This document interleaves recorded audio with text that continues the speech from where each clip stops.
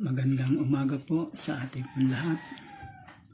Purihin po ang Diyos at ang Diyos ang siyang magpapala sa buhay po natin sa araw na ito. Kaya ito ay isang magandang biyaya sa buhay po ng bawat isa sa atin. Kaya maraming pong salamat sa araw na patuloy na pinagkakaloob po ng Diyos sa umagang ito. Kaya tayo po ay patuloy na magbabahagi ng salita po ng ating pong Panginoon. Ang ating pong verse of the day sa umaga pong ito ay walang iba kundi sa aklat po ng Hebrews 12 verse 1. Hallelujah!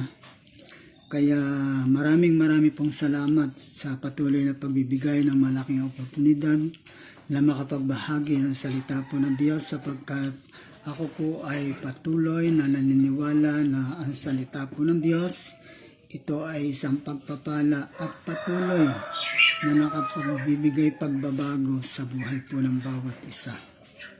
Kaya sa umaga pong ito, bago ko po basahin ang napakaganda na salita po ng ating Panginoon, tayo po muna ay humingi ng tulong sa Panginoon, ang gabay sa pamamagitan po ng panalangin. Manalangin po tayo. Panginoon, kami po ay patuloy na nagpupuri at nagpapasalamat sa umaga pong ito, sapagkat ang umaga pong ito ay isa namang panibagong biyaya at pagpapala. Hallelujah! Kaya kami ay hindi nagsasawang magpasalamat po sa iyo. Salamat po sa panibagong araw, panibagong buhay, panibagong kalakasan, panibagong hamon sa amin pong mga buhay sa araw na ito. At maraming pong salamat sapagkat ikaw naman po ang Diyos na patuloy po namin kasakasama sa lahat ng oras, sa lahat ng sandali, sa bawat tibok ng amin pong mga puso. Maraming pong salamat sa iyo, Panginoon. At dalangin ko po, Diyos, patuloy mo nga po kaming linisin, patawarin, anuman po ang aming mga pagkukulang, mga masamang naisip sa paggising man lang sa umaga po, Panginoon. Tulungan mo po kami at gabayan at patuloy na pagtubayan at samahan upang kami maging matagumpay sa araw pong ito, Panginoon. Salamat po sa iyo.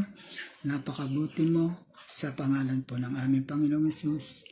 Amen. Purihin po ang Diyos sa umaga pong ito. Ang ating pong verse of the day, ito po ay walang iba kundi sa aklat ng Hebrews 12 verse 1, at babasahin ko po ito hanggang 3. Hallelujah! Ito po ay kung paano magtatagumpay sa karera ng pananampalataya, winning the race of faith po, mga kapatid. Kaya nga dahil napapaligiran tayo ng napakaraming saksi, tanggalin natin anumang balakid at mga kasalanang kumakapit sa atin. Buong tiyagang tumakbo sa takbuhing nasa ating harapan.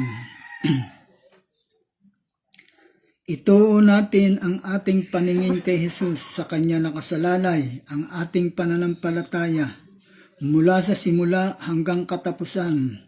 Dahil sa kagalakan naghihintay sa kanya, hindi niya inalintana ang kahihiyan ng pagkamatay sa krus, at siya ngayon nakaupo sa kanan ng trono ng Diyos.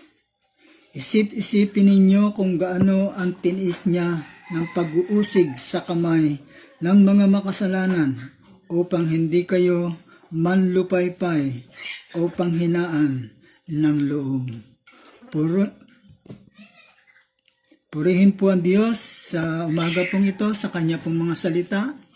Hallelujah! At nawa ang mga salita pong ito, tayo po ay patuloy na matagumpay sa ating pong pananampalataya, sapagkat ang sabi po sa dito po sa verse 1, kaya nga dahil napapaligiran tayo ng napakaraming saksi, tanggalin natin ang anumang balakid at ang kasalanang kumakapit sa atin, at buong tiyagang tumakbo sa takbuhing nasa ating pong harapan. Hallelujah! Maraming salamat. Alam nyo, sa umaga pong ito, hallelujah, ito po ay isang napakaganda na kanya pong mga salita, sapagkat paano tayo magtatagumpay sa karera ng pananampalataya.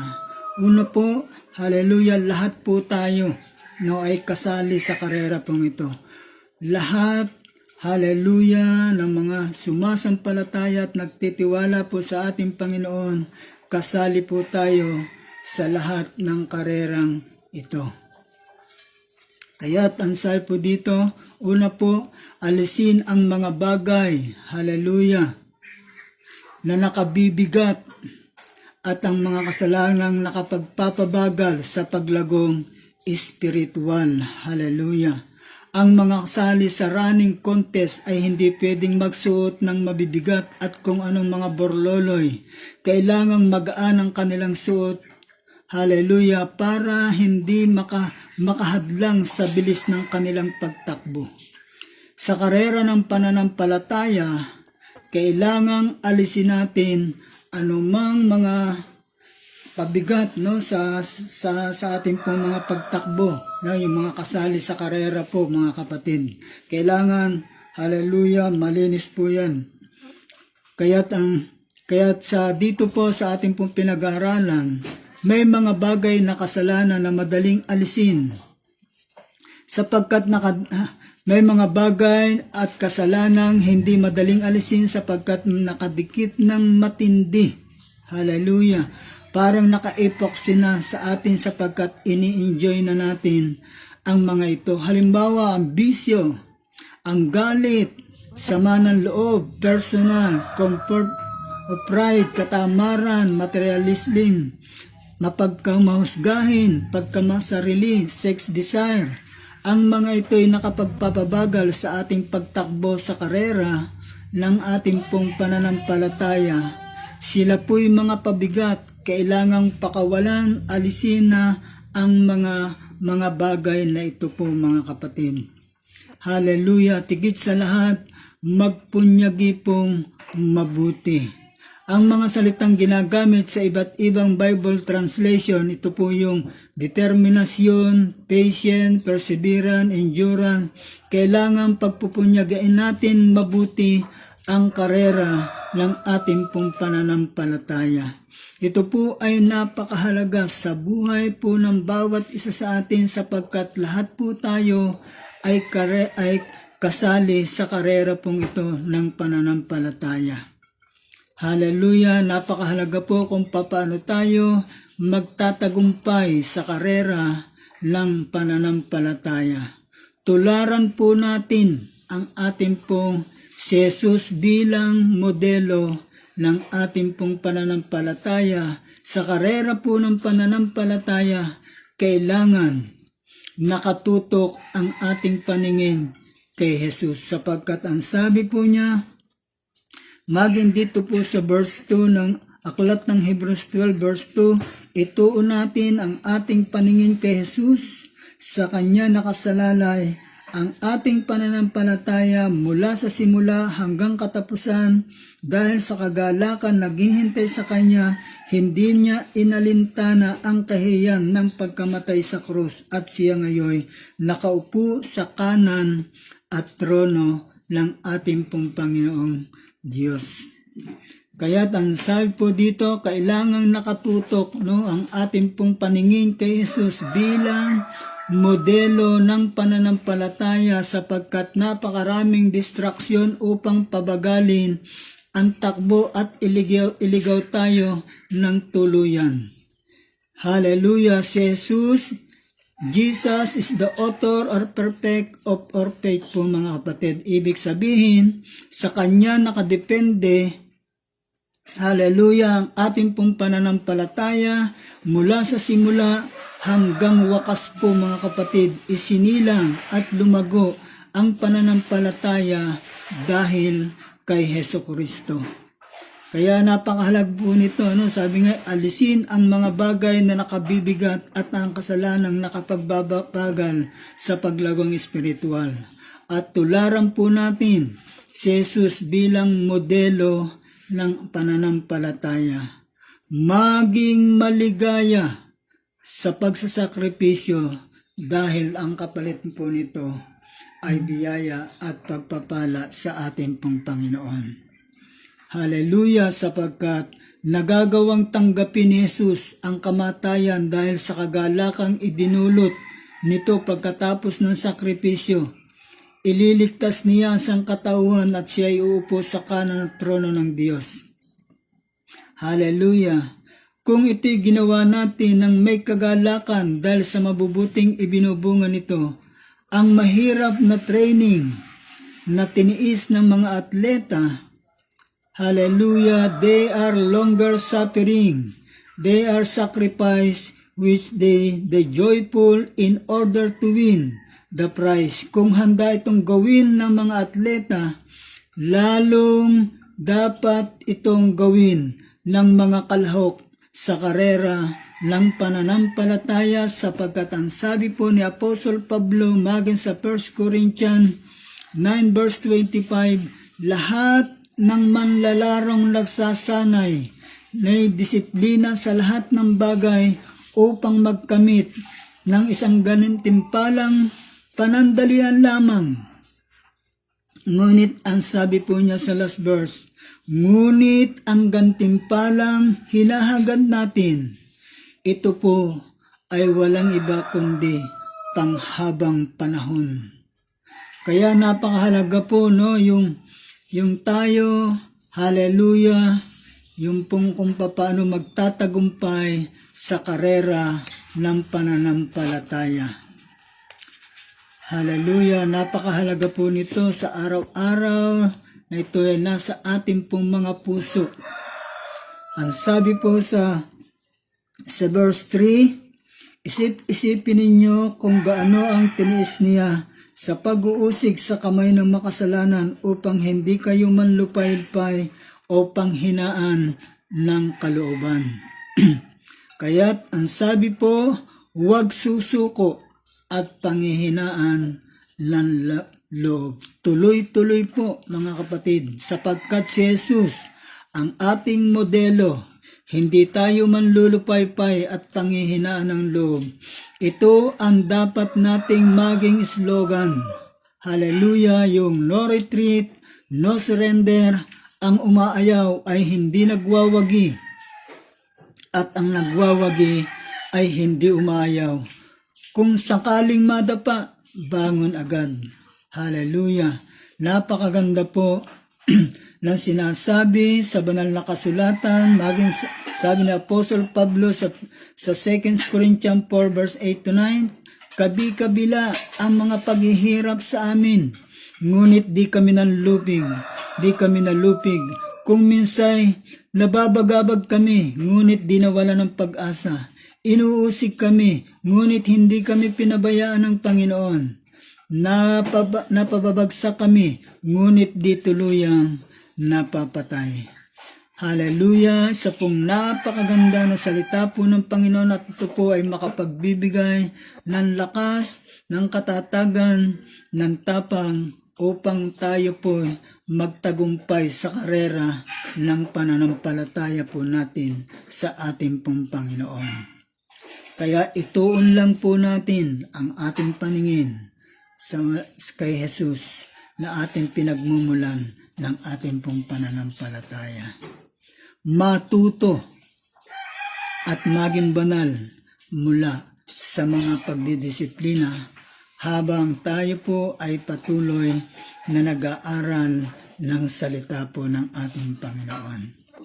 Wala pong sino mang atletang maaaring magtagumpay kung wala siyang disiplina sa sarili po mga kapatid. Ayon sa ating teksto, maaari tayong disiplinahin ng Diyos, ngunit ito'y para sa ating pong kabutihan. Wika sa aklat po ng Hebrews 12 verse 10, gayon din naman itinutuwid tayo ng Diyos sa ikakabubuti natin upang tayo'y maging banal niya, maging tulad niya. Dinidisiplina tayo ng Diyos hindi upang pahirapan kundi upang gawing banal. Hallelujah! Kaya't maging kamukha ni Jesus sa isip, sa salita at sa gawa. Ang ibig sabihin, ang pagiging Christian ay hindi ang hallelujah. Ang pagiging Christian ay pagiging Jesus Christ Jr. Kailangang makita sa ating muka ang muka at kaluwalhatian ng ating pong Panginoong Hesukristo.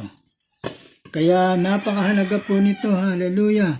Kaya nga yung sabi, ulitin ko po, kaya nga dahil napapaligiran tayo ng mga napakaraming saksi, tanggalin natin anumang balakid at ang kasalanang kumakapit sa atin at buong tiyaga tayong tumakbo sa takbuhing nasa ating harapan. Ituon natin ang ating paningin kay Jesus sa Kanya na nakasalalay, ang ating pananampalataya mula sa simula hanggang katapusan.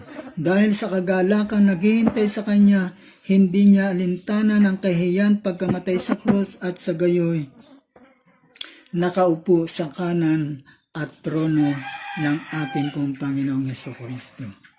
Lahat tayo ay kasali sa karerang ito. Yung iba'y nagsisimula pa lamang, yung iba'y nasa kaligatnaan na, yung iba malapit na sa finishing line. Mahalaga ang magkaroon tayo ng determinasyon, maaring ang finishing line, paano tayo magtatagumpay sa karerang ito. Purihin po ang Diyos sa Kanya pong mga salita at ang Diyos naman ang siyang patuloy na magpapala sa buhay po ng bawat isa sa atin sapagkat ang salita po ng Diyos, ito po ay isang kagalakan at biyaya sa umaga pong ito. Maraming pong salamat. Manalangin po tayo. Panginoon, kami po ay patuloy na nagpupuri at nagpapasalamat sa umagang ito sapagkat ang umagang ito, Panginoon, ay isang matagumpay ang araw na ito sapagkat Ikaw po, Diyos, ang patuloy na nangunguna. Ikaw po, Diyos, ang patuloy na gumagabay at patuloy na umaakay sa buhay po ng bawat isa sa amin. Kaya't maraming pong salamat. Hallelujah. Maging sa programang ito, sa House Refuge Community Center po, Panginoon.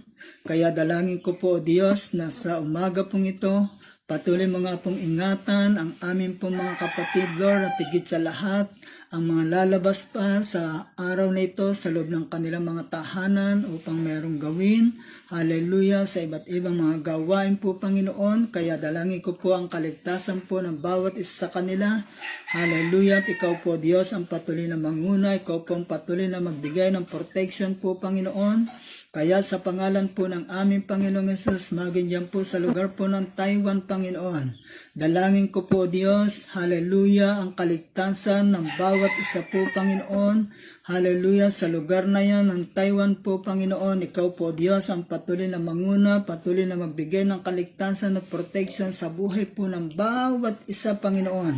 Sa mamamayan po sa lugar po ng Taiwan at higit sa lahat, ang aming pong mga kapatiran sa House Refuge Community Center po sa lugar po na yan, Panginoon. Ganon din po, Diyos, dito po sa bansang Pilipinas, Panginoon, walang sawang patuloy po namin itong itinataas sa iyo, Panginoon, at Ikaw po, Diyos, ang patuloy na magbigay ng kagalingan, ng kalakasan sa mga tao, Lord, na tinamaan ng COVID-19 po, Panginoon. Hallelujah, Ikaw po, Diyos, ang patuloy na magbigay ng kagalingan at pagpapala. Hallelujah, sa buhay po ng bawat isa sa kanila, Panginoon. Kaya sa umaga pong ito, Panginoon, dalangin ko po, hallelujah, protection at kagalingan, kalakasan, hallelujah, maging sa buhay po, hallelujah, ng aming kapatid na si Cecil po, Panginoon. Ikaw po, Diyos, ang siyang patuloy na mag-ingat. Ikaw po ang patuloy na magbigay ng kalakasan physically, Panginoon. Yakapin mo po siya, Panginoon, at patuloy na maranasan ang kagalingan at biyaya at pagpapala na nagmumula po sa iyo, Panginoon. Protection mo po, Panginoon, sa pamilya po ni Pastor Mario, Panginoon, sa buhay po nilang mag-asawa, sa kanila pong mga anak, kana Sister Lilia po, Panginoon, Lord, sa pangalan po ng aming Panginoong Yesus, dalangin ko po, Diyos, ang patuloy mong pag-iingat at paglukob ng iyong kapangyarihan sa buhay po ng bawat isa sa kanila, diyan po sa Taiwan, Panginoon, sa aming mga kapatiran. Tulungan mo po pagpalain. Marami pong salamat sa umaga pong ito, Panginoon. Sa lahat ng mga nakarinig ng iyo pong mga salita, ito po ay maging gabay at biyaya at pagpapala. At ito po ang maging daan ng aming pong patuloy na paglakad na namumuhay ng ayon po sa iyong kalooban. Salamat po sa umagang ito. Maraming pong salamat, pagpalain at pagpalain po kayo ng ating Panginoong Jesucristo. Salamat po Diyos, napakabuti mo sa pangalan po ng aming Panginoong Jesus. Amen.